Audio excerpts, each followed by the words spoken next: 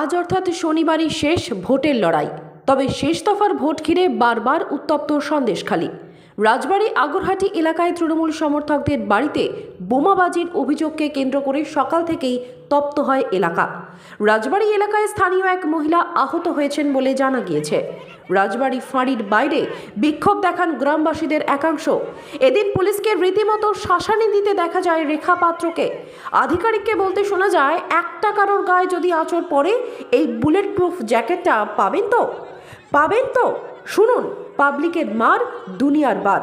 মুখ্যমন্ত্রী কিচ্ছু করতে পারবেন না। শেখ শাহজাহানকে মুখ্যমন্ত্রী ছাড়াতে পারবেন না। এদিন তিনি গাড়িতে উঠে বেরিয়ে যাওয়ার সময় সাংবাদিকদের মুখোমুখি হয়ে বলে যান, রাজ্যের পুলিশের প্রতি কোনো ভরসা নেই আমাদের। এসপি অফিসে যাব, আমরা সেখানে কমপ্লেন জমা করব, কিন্তু আমাদের 5টা ভোট তো বাতিল হয়ে যাচ্ছে। এটা তো তার গুণগান, তার বিয়ে আপনারা নেবেন, আপনারা নেবেন 4 তারিখের পরে। সেটাই তো কথা, 4 তারিখের পরে আপনারা নেবেন। আপনাদের